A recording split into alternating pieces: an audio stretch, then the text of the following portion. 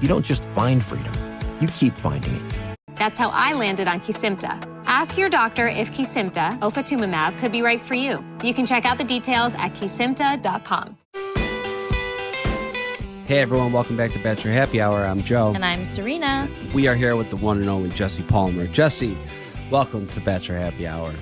Thanks, guys. It's great seeing you. How we doing? We're good. How are you? I'm great. I'm formerly sunburnt.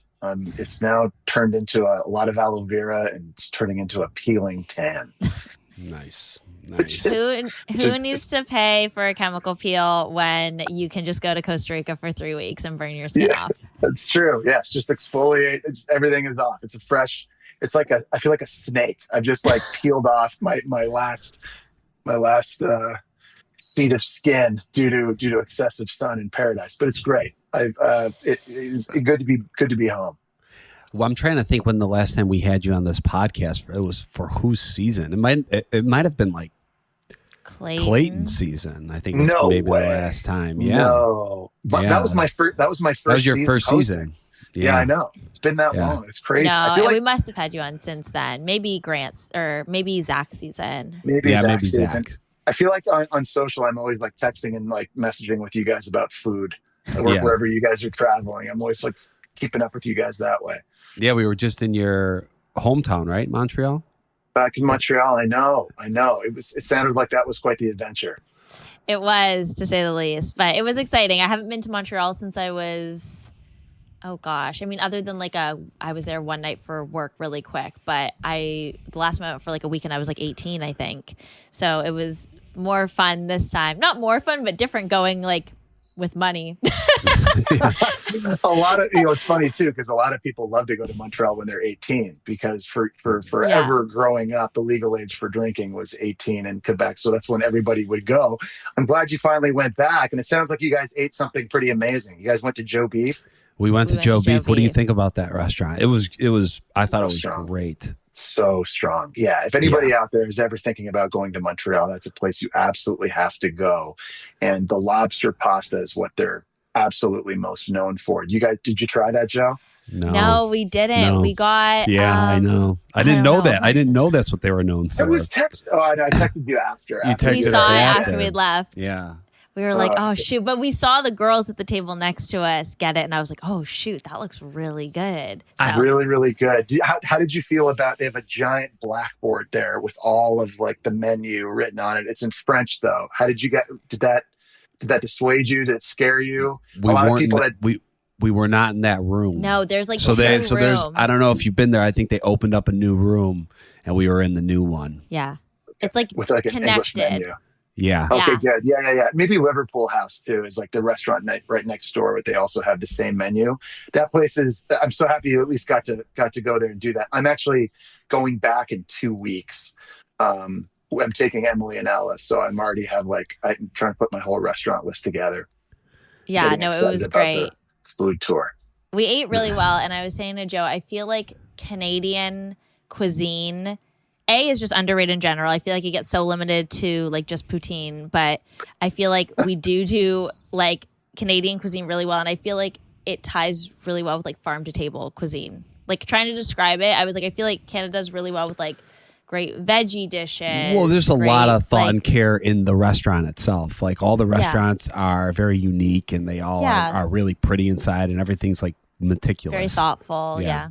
It's a good point. Yeah, it's really, they are great experiences, especially like in the summertime. I just feel like for whatever reason, and I know restaurants all over the world do this, but I feel like in Canada, everybody's like a forager. You know what I mean? Like everybody goes like in their backyard, because everyone lives in a forest, or at least there's like a forest nearby. And you can kind of go and get herbs and get like berries or get things. And they can like incorporate that into the Canadiana menu that you guys are eating.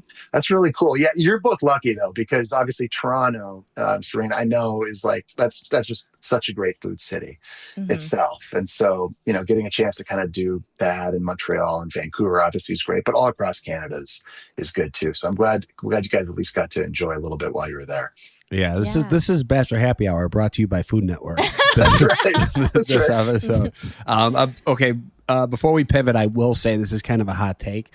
When it comes to lobster pastas, I'm not a fan of like a hard shell piece of lobster in the dish. I think your issue is not the lobster pasta. You don't like having to like crack a lobster, period. Do you know what I mean? Like if it was not with I don't mind cracking a lobster. I just don't want it in my pasta. Oh, I take it back. Yeah. You stand corrected. I'm kind of with Joe on that one. Like I don't want a shell in my dip. Like it's taking up half my bowl of pasta. Just like remove the meat and then put it in the pasta. Cut it up. Here's a question for you. Do you care if it's claw meat, or do you want the tail? I wouldn't care about that. That I wouldn't care. But I'm also I don't really know the difference, if I'm going to be completely honest. I just kind of said I don't care because I didn't want to sound like an idiot, but I don't know. I don't know the difference. we just don't want extra stuff. I'm with you too. Just take the shell. It looks cool, I guess. Yeah. But I mean, like, do you really want this thing? Like, sometimes it's the head of the lobster just like staring at you. Yeah. We can get rid of the eyes. Yeah, I agree. Let's break down Paradise. Just so you've been there now. You've hosted it. Same place we've been, Cellulita, and now we've completely changed venues. Kind of just like your initial thoughts getting there. How's it different? Everything. Yeah. What was your thoughts before you went, when they told you like, hey, you did 2 seasons in Cellulita. The format has been kind of the same this whole time, and now we're switching it up with all these new additions. How did you feel about that? I was super stoked because I was excited about the new of it all, the newness, and some of that is scary, obviously, because when things are going to be new and unfamiliar, you're sort of not really sure how it's going to work out. So I probably didn't feel quite as comfortable going into this one just because of how new everything was. Costa Rica is amazing. I'd only been there once before. That was on Gary's season of The Golden Bachelor. But we were in a completely different region for that. We were more inland by a volcano. Paradise is literally on the beach right up against the jungle. So it sort of has 2 different vibes and feels to it. Costa Rica Paradise is way harder to get to than Cellulita Paradise. Than OG BIP. Yeah. Oh, I mean, it's a 6-hour flight from LA. You got to drive 2 hours. And then sort of you're there. So it takes like a full day to sort of finally get settled and get set in. Mm-hmm. But dude, Costa Rica was awesome. And if you love animals, it's incredible because there are so many different species of wildlife that you encounter every single day at work. So obviously, but it was like iguana land. There are massive iguanas. The roof next to where I was staying, every morning I would walk by to go get breakfast, and it was like the parliament of iguanas. There was like 14 of them on the roof, giant ones, just kind of looking around. We had like howler monkeys climbing up trees, like where I was staying. Yeah, we saw those when we were there. It was cool. It was so cool. And there was like I call them Joker crabs because there were these little crabs that were like purple and green and orange running around, which was amazing. Massive frogs, massive, not like the size of my face. Frogs. Oh my gosh. Yeah, and the crazy part is we were filming in rainy season, so every day we'd get these crazy tropical torrential downpours, and the frogs just like come out of nowhere, and you're just walking around sloshing, and there's these massive frogs. I was in the control room during one shoot, and I'm not joking.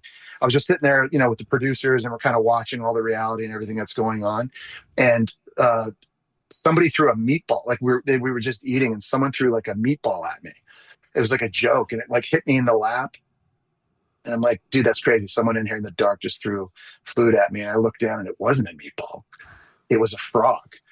And the frog jumped from like the ceiling and landed in my lap, and then was like sitting in between my feet. It was like in the control room. It was insane. They were everywhere. Yeah. So but that's less crazy than just some random producer launching a meatball. Totally. What's actually crazy is that's where your head went immediately is someone starting a food fight in the control room. And I don't know why my mind went to meatball. Now we're back on food again. Like, it could have been literally anything. It could have been like this coffee thing. It could have been anything. Well, probably saved like weight. It felt like a meatball. Yeah, it felt like Joe's Nona just threw a meatball at me and like hit me in the lap. Meatballs in here. Yeah, I know. It was a fraud. Anyways, the animals were great. Mm-hmm. Costa Rica is amazing. The people were fantastic. It was hot it was so hot. Yeah. It was humid. It was rainy season, but it was sexy because we had the beach and water you could actually swim in. Oh, like that's the old nice. Bachelor in Paradise, I thought you weren't really allowed to go out there because there was rocks and cliffs and everything. Yeah. This water, it's like you could totally in the morning go in. It was super warm. And then on the other side of it all, you had the jungle. So kind of like the mystery and the danger and all the crazy stuff, whatever was in there too. It was I loved it. Once we got settled in, it was amazing. That's really cool. And I'm excited to see how the nature element plays a new role because I feel like just comparing like Sayulita, other than the crabs literally everywhere, there wasn't a ton of wildlife. Like we were very much on the beach and then you couldn't really go in the water. There was always like current issues and stuff like that. Yeah. So like having like that beach component that's active and swimmable and the jungle and the wildlife, like I feel like that in itself is going to add a different feel. Sexy is supposed to be fun for everything from that Adore Me Bras comment. head to Saving. Stock up on your favorite. They've invested quite literally. Smokey the Bear. After 80 years of learning his wildfire. That was similar here as well. That's what I was going to ask. Did you have to take a lot of breaks? Remember, Only you can prevent wildfires. brought to you by the USDA Forest Service, your state forester, and the Ad Council. How was filming during rainy season? That's what I was going to ask. Did you have to take a lot of breaks? So sometimes 5-hour stop downs. Ooh. Really? Like it was like severe. And you remember like at the old Paradise too, if there's a lightning strike, everything has to stop and you have to go in. And so that was similar here as well. You know, Serena, you were just saying this and you know, the property was beautiful. I feel like we had more spaces to film in. There were just different scenes kind of set up around Paradise where casts could kind of be. It wasn't just like the bar with Wells or there's like a beach chair down the beach. And that's kind of like it. Like there's one on one end, one on the other end. I think there was a lot of different places people could go. So a lot of different scenery around as well. And so we just kind of made it work. You know, you just like all you can do is just kind of shoot around it and just sort of you're at the mercy of Mother Nature. But you know, I think everybody took it well. I think, you know, I know the cast loved it so much more. I think people like Kat, who had been on a previous Bachelor in Paradise, you know, going from a room that you're sharing with like 4 other women to having a room that you only have to share with one other person, and there's air conditioning and there's a swim out pool and all the things. I mean, I think their setup was a lot better this time around. I'm excited to talk with her and like Justin Glaze, like people that have done now both settings and like hear about their different experiences. For sure. They looked a lot more rested. I bet they did. And like Kat was always telling me, she's like, I can wear dresses to these cocktail parties. I can totally get dressed up. I feel more comfortable. Things that, you know, you couldn't necessarily wear before because you might not shower for 7 days. Yeah. Like I forgot about that. There was actually a lot of stuff I packed that I was like, I can't wear this because I'm going to sweat through it. Do you think that matters? So do you think because our conditions weren't as luxurious, it made for it contributed to the better drama? Yeah, better TV, I guess. Or do you think it's just? I wonder about that a lot. I think there's this sliding scale because on one end, to your point, it's like you have to get mentally tough very early on. But that can be emotionally exhausting after a while. And then maybe that lends itself to more drama or better TV. I also think cast morale is an important thing, though. You know, and we've all been, you know, we've been there, we've done it. I remember, you know, being the Bachelor.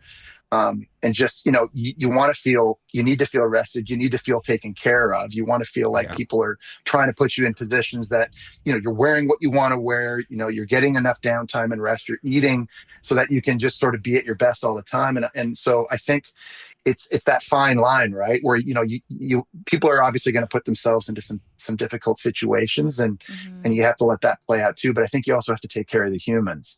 Yeah. And I feel like on Paradise this year, I think we definitely did that.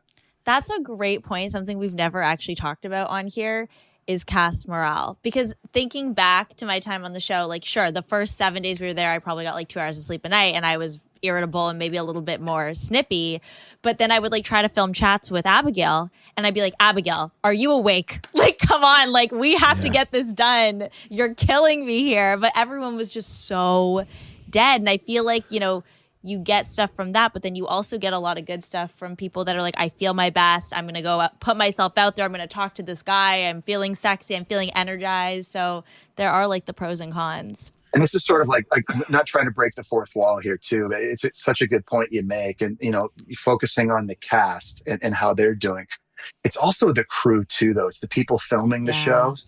Like in the old Paradise, we all stayed an hour away from Sayulita where we were filming. So we would do a rose ceremony at like 4:00. And if there was lightning, maybe that got pushed and you don't get done till 5:00. Now you're loading into a van and you're driving back with like 10 other sweaty people an hour away to go to sleep, to wake up 3 hours later, to get back in the same van, drive down an hour and film again. I think for the crew too, I think everybody just was sort of just in better shape throughout filming this. And so it'll be interesting to see. I mean, I think the morale of everybody was really high. I know certainly it was for the cast, because having done 2 Paradise seasons in Sayulita, like that was brutal for a lot of people. It was incredible television, but man, I mean, that was what, a month of filming. Out of all the first day cast that's on this show, everyone knows who they are now. Who were you most surprised to see, happy or shocked, or any feelings towards the first day cast? Yeah, I was really excited to meet Dale. I had never met Dale before. Of course, I'd seen him on Claire's season, and obviously he's a huge story in Bachelor lore, or Bachelorette lore, if you will, for obvious reasons. But he was really the only person. There may have been like just 1 or 2 people who I personally didn't know from a season that I had hosted before. The other was Kyle from Katie's season. Everybody else I was familiar with. I was really excited because, I kind of, before the cast got announced, I kind of felt like, okay, we'll probably have 1 or 2 big names, and that's kind of where the story will drive, like early on. But I mean, you can go through the list. I think, Alex from Grant's season, obviously Dale we talked about. I think Jeremy from Jess's season, Jonathan from Jess's season, Justin coming back, having been in Paradise before. Kat, obviously a big name too. Lexi from Joey's season, Sam from Jen's season. Oh, you got them all, huh? Even Zoe from Grant's season. I mean, there was like a lot. Like I feel like to give you like an awful football analogy, I feel like there were like several first and second round picks. Like, you know what I mean? Coming into this, where it's like, you're like, wow, there's like a lot of big names. And like, I don't know who's gonna pair up early or what the story's going to be or how the chemistry is going to be between everybody. It was really, really interesting, where I feel like in years past, at least the previous 2 seasons, like day 1, when I'm in the control room and I'm there with the producers and I'm sort of watching all the cameras, because you're kind of following all these individual stories and couples, you're kind of just focusing on 1 or 2 screens. Here, there was like multiple people where you just always wanted to kind of try to keep tabs on everything happening. So I was really excited on day 1, especially with the arrivals and then just seeing how everything was going to interact, because I felt like we had a lot of big names show up early. It wasn't like It wasn't necessarily staggered like we've done it in the past. We kind of just threw a bunch of big names in there right away and just kind of let what happen. Yeah, Joe and I were talking about this, and we totally agree. Like, a great starting cast. I feel like taking that year off gave them kind of their pick of the litter of who they wanted. They had so many options of these like single Bachelor Nation alumni. On top of that, it felt like a really small starting cast. Like, there's only, I think, like 6 women that are going down. So they're definitely just being more selective. I don't know what it's been the past few years, but our season, there was like 13 women on day 1. Like, it was a big starting cast. So it feels like they're being a little bit more like intentional with their choices. Yeah, I think so too. And I think that was a big part. Obviously, having taken a year off, I think they really had a chance to kind of go through the casting, talk to them, really find out, about them and what, like you said, their intentions coming into this, and really try to orchestrate and put that together. It was concentrated. It's true. But I think that like the one thing I remember from day one and day two, I remember talking to Wells and Hannah about this. People were just kind of like pairing up and going off and walking and finding a place to sit and talk. They really got into it faster than at least the 2 seasons I hosted, where it was like everyone hanging around the bar. It's like a big cluster of people that kind of floats around Paradise. And then maybe 2 people break off, but no, everyone's afraid to make the first move. Everyone's afraid, there's also really nowhere to go. Like you just always are in that contained area. Maybe someone gets pulled for an ITM. I felt like, without having to tell them to do anything, people just sort of started talking to each other. They got in the pool. They went over to by the beach. They went for a walk. Like they just That's so interesting. Yeah. Like the people I think had good intentions coming into this to like make this work. And so they started paradising very quickly, if that makes any sense. Yeah. It does. And that makes sense too when you say they're like the old Paradise, that first day there really isn't nowhere to go. So if you do if you're courageous and you like step out and pull someone, everyone on the beach is watching and judging you, and they're kind of like, oh. Feeling Sexiest can help you feel like your best self to lingerie styles in endless. New customers can get bra. Be more. So you for deals and savings. It's all online and become ability to do business on a network built to last into the next century. You can't see everything. Yeah. You're so right. It's like Forster and the Ad Council. people don't get brave until nightfall. Yeah. And they feel like they're like in disguise a little bit, and it's like you can't see everything. Yeah. You're so right. It's like there's that learning curve day usually of like everyone trying to get their sea legs. So I do love to hear that they just like took off with a bang and went for it. You know, as the host, I kind of walk out. I'm like, hey, everybody, welcome to Paradise. We're here in Costa Rica. This is great. All right. On this journey, blah, blah, blah, blah, blah. Have fun, guys. Bars open. Wells is waiting for it. And it was just like, and just people just started scattering and finding each other. So that felt really, really good. And I don't feel like we had to waste any time. We just got right into it. I wonder if that was a result of maybe the smaller cast. I feel like, Joe and I were like, he was second to the beach. I was fourth. So we were there very early in the day. And I feel like sometimes the energy is like, well, I don't want to pull someone because what if someone else comes down that I like? And like people are coming down literally all day. Smaller until, cast like, for 6 or sure. 7 p.m. Smaller cast makes it more intimate. Yeah, it's like, okay, there's 6 you don't girls. have a choice. I know I'm only maybe into 3. Let me chat with them. I like this one best. Pull, like it kind of streamlines all of it. Yeah. I think also it was intentional, I think, in the way we shot this one too. I think one of the things I'm really excited for people to see about this Paradise, I think it's going to look entirely different. The show creative is a little bit different this year, but also I think the cameras that were used and sort of the way it's shot, I think is going to look a lot different. I'm not a director, so I can't speak to like specifics of all this stuff, but I know we used different cameras. And I think what it allowed us to do in some ways was actually shoot intimate scenes, but from further away. So if you and Joe, he pulls you and you guys are off on the beach somewhere, there's like 2 cameras jammed in your face, and you're trying to have this serious talk about, what do you hope to get out of Paradise? And maybe you're going to lean in for your first kiss, and it kind of like makes it awkward. I think we could sort of shoot further away from people and still, but the cameras were able to catch obviously everything that was happening, but it didn't make them feel like they were all jammed up. And I think that also helped our cast kind of loosen up a little bit more. I think that was a cognizant choice that was made going into this year. Was we're already going to have more space. We're going to have less people, but let's really make them feel like they have space, and that we're not just we're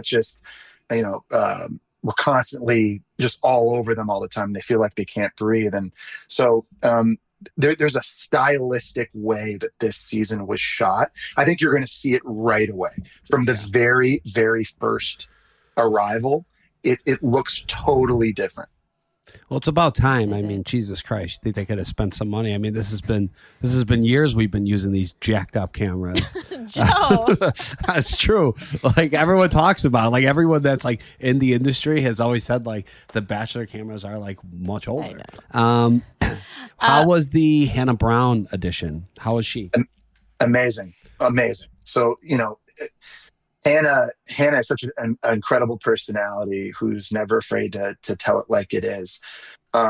I think having her perspective there also was really unique. So Hannah is the head of Paradise Relations. That's sort of her official title in Paradise. But she sort of wears different hats. She helps set up dates. She curates dates for people. She's there for advice. She's popping champagne for people. She's just Hannah's sort of all knowing all around all the time. And I think having as big a name as her and someone who's obviously beloved in Bachelor Nation, I think having her in Paradise and getting that perspective from her also, I think really added a lot. It was really, really great having her there every single day. And she's someone that the cast just loves. Like a lot of the people are like massive, like huge Hannah Brown fans. Everybody loves Wells. Everyone loves Wells. Like everybody loves Wells. But there are people who like love Hannah. They're fans of Hannah. They're fangirling, fangirling on the show. Yeah, reading her books. Like brought her books to Paradise to read. Oh my gosh. Yeah, we were it was really, really comparing cool. Hannah to the manager from season 1 of The White Lotus. Yeah. We're like, you're the new manager of Paradise. Yeah. It was great. It was so cool, and it was great getting to know her too, because I obviously knew who she was, but I didn't know her personally so well. And obviously, Wells and I got to hang out a lot throughout Paradise. We took Wells out for his birthday. We tried to find dinners like whenever we could, and then Hannah's fiance came down as well and visited. So Adam's great, so we all got to know each other pretty well. It was great addition. I have to say that was fantastic, creative. Nice. Last thing we got to talk about before we let you go, the Golden people. How was that? Yeah, what can you tell us? How did that work out? I think that's like the big question on so many people's minds is like, how is this going to work with the Golden cast? Yes. So it was one of the things I was most excited about, because I've gotten to know them very well, obviously through the Golden Bachelor and Golden Bachelorette, and I think I was always hopeful and aware of the value they could add to Paradise. So I was off camera and on camera telling a lot of the younger cast, like, hey, when they show up, you need to pick their brains. Like, you don't just hang out and have drinks with them, but like ask them questions about relationships, ask them questions about life, ask them questions about life outside of this. Like, really get in their minds, because the greatness of the Goldens is that they don't care. Like, they're at an age now where they've lived their life. They do not care what people at home think anymore. They're not using this. They're not trying to be influencers after the show's over. Like, they've lived their life. They've done their thing. And, they're just trying to have fun. And they were super excited. The direction when the Goldens arrive is sort of like, hey, like, we obviously have two completely different generations here in Paradise. And, we're encouraging you to sort of stay in your generational lane when it comes to dating. Obviously, romance. I can't tell anybody who to love and who not to love. That's not my job. And 2025, you can't tell anybody that. But just don't make it weird. Okay. Totally. Yeah. Don't make it weird. I think honestly, I think that's fair. Yeah. So it's like that was kind of it. And they're great. And I'll say this, and this will be probably a surprise to a lot of people at home. It's not to me because I've been around them, but it's actually the Goldens who I think infused the most energy in the show. And I'm not taking a shot at the young people. I'm not taking a shot at a younger cast, but after a couple days of shooting, you kind of start getting comfortable. You start coupling up, and everybody it feels like they're kind of like they're off edge a little bit. The Goldens bring it every single day. Yeah. When they filmed Golden Bachelor and Bachelorette, they were like, these guys had way more energy than the usual cast. the night one at the mansion on Golden Bachelor and Golden Bachelorette is a bigger party, and it actually goes later than the younger Bachelor and Bachelorette, if you can believe that. They go so hard. Like the parties at the pool in Paradise, it was the Goldens like turning it up. They turned up every day. I wonder what it is. It's you're born in the 50s and 60s. Times were harder. Like you had to work longer hours. Like things were tougher. Nowadays, everyone's just we got it easy. You know, I think there's an argument for and against that point. Yeah. But I'm just they can hang more. They can hang. Like the makeout sessions in the pool and the body shots. No, not We're body getting a lot of shots. makeout sessions. It was Wow. bro sucking face in the pool Wow. and body shots. It was the Goldens. I'm telling you, just watch. Wow. Just watch. It was We will watch. Unbelievable. It was unbelievable. Wow. Okay. Well, Jesse, thank you so much for taking the time out of your day. You can let everyone know where to follow you on Instagram. I'm kidding. I think it's just Jesse. I don't even know my own handle. I think it's Jesse yeah. Palmer. I'm totally kidding. Everyone knows who you are who listens to this podcast. Jesse, thank you so much. We really appreciate it. Yeah, thank got you it, so guys. much. Great seeing you both. Yep. Great seeing you too. We're happy to hear you're back in LA, back with the wife and Ella. Yeah, it's good. Well, I hope, and let's not wait so long the next time we do one of these. Yep. 100%. You're welcome back whenever. We'll have to have you back during the season to get your thoughts on all the chaos. And you'll be like, oh yeah, you're right. The Goldens. Yeah. Yeah. They're sucking face. You're like, damn it, he wasn't lying. Yeah. It's going to be good. And to all our listeners, thank you so much for tuning in to Bachelor Happy Hour. Make sure you download and subscribe to the podcast. We have new and exclusive interviews coming your way as we tee up for the new season of Bachelor in Paradise. Thanks for listening. Bye.